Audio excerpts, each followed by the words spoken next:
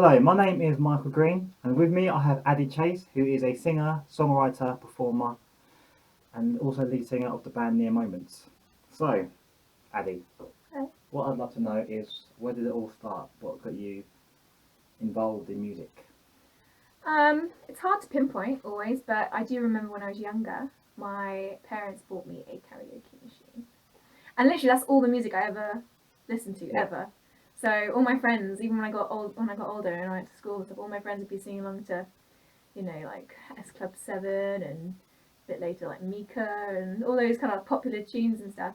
And I was stuck listening to things like Living La Vida Loca oh yeah. and Man, I Feel Like a Woman and all that stuff.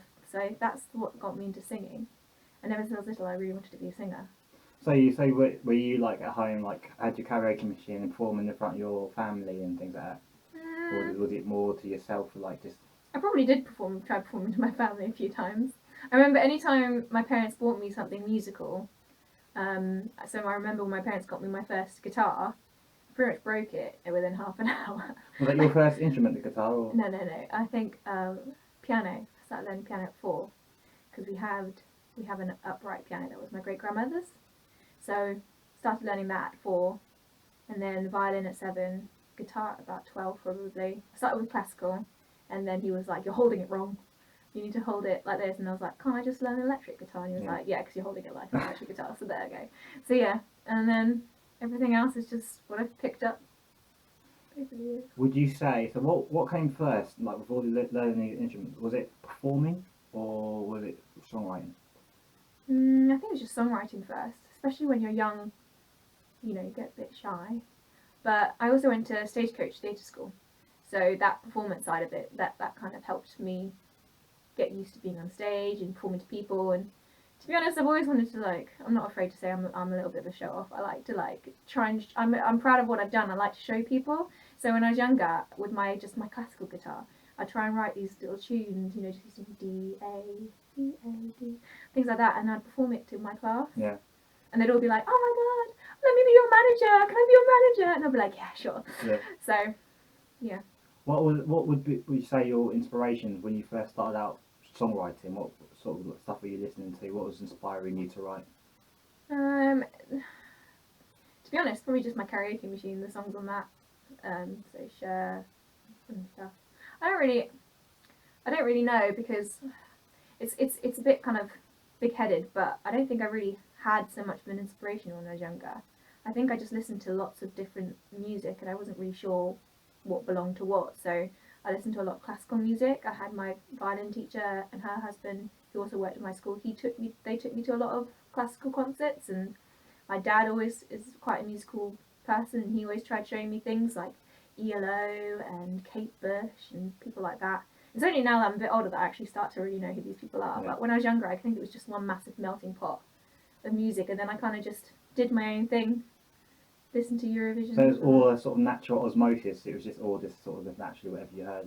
I think it was mainly pop music though. Yeah. I think I don't know. I like pop music, but at the same time, I liked music that had a story to it. Yeah. So I really liked the kind of theatrical sounds of the piano. So instead of just writing chords, I like to almost write kind of emotions in the sound of it. So it's kind of hard to explain, but I felt more like it was kind of a theatrical element to it when you play. Not just a melody, Yeah. but actually like trying to put some emotion into the music, the music. way it moves as well, like not just blocked chords. Yeah, I know what you mean. So and then the way that the song progresses, I liked something that kind of really tells a story rather than just kind of like dun dun dun Yeah, dun yeah. dun dun dun, dun like tunes.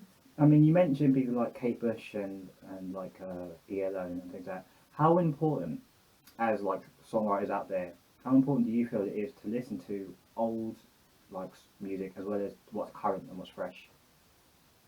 I think it's good to try and listen to as much as possible, but it's very good to listen to the stuff that you enjoy listening to.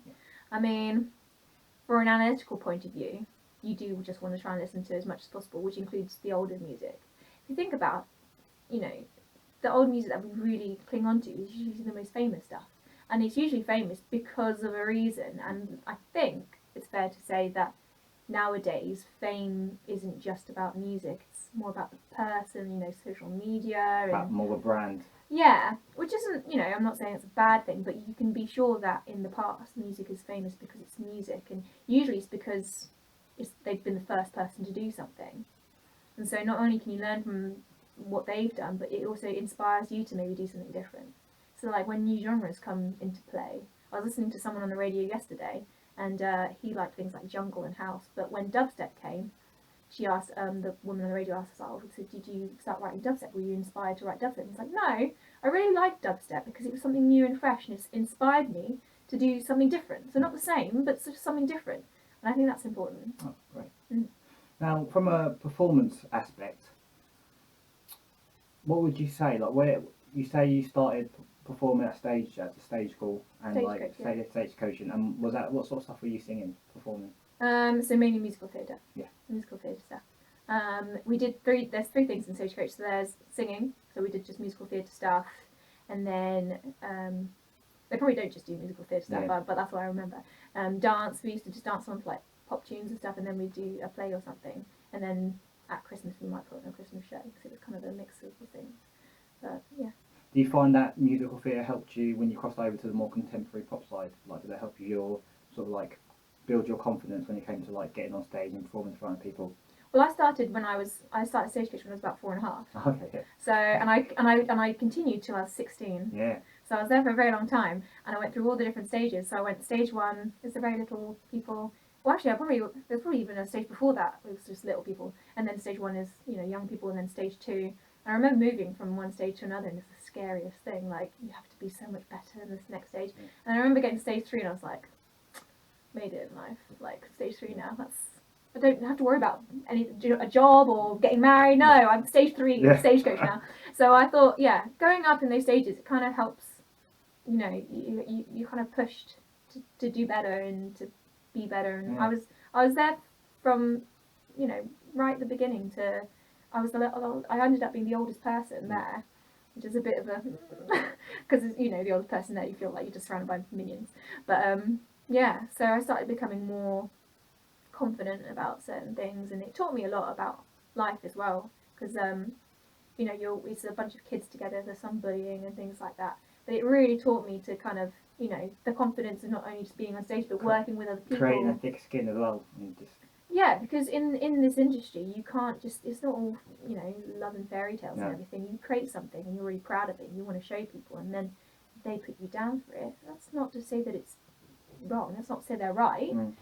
Everyone's entitled to their own opinion, but you need to learn is how to take on when someone gives you some critique, how to take that as a positive thing instead of putting yourself down all the time. And if someone doesn't have anything nice to say, that isn't critical, if it's just not nice, then you just have to shrug it off, because it doesn't matter.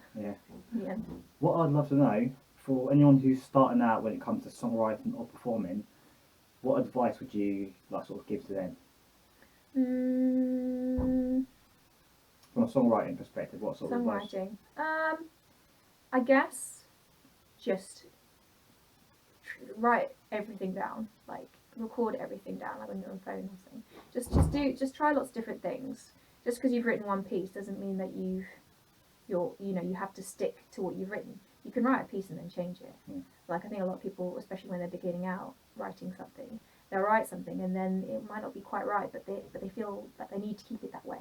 No, you can change it. Like, that is the biggest hurdle, I think, in writing, is being able to change what you've already done. So it's more rewriting as well. Yeah, just trying out different things. And it's like, so for instance, when people busk and stuff and they do lots of covers and things, that's great. But then when people do their original songs, everyone's like, oh, it's a bit sad though. Like, everyone seems to write sad songs. And I was just thinking earlier, well, take your song and do a cover of it, but cover it as in, like, so it's happy. So on a musical theory, basis, turning a minor piece into a major piece, making sure the lyrics are happy lyrics, and there's your song. You pretty much, if you've written a song, you've got the foundations of it down. All you've got to do is just tweak a few things, and then you make it into whatever you need it to be.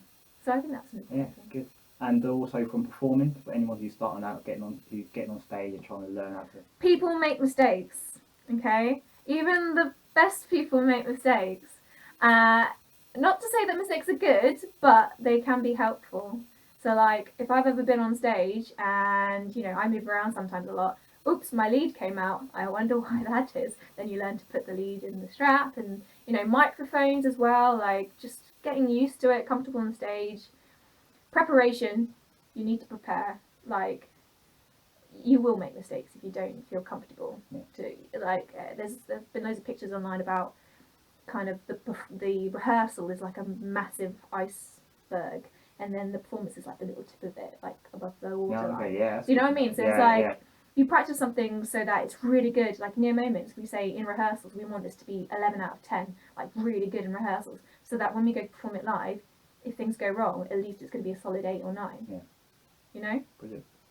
On that note, thank you very much. Give me a hug, man. Thanks for watching.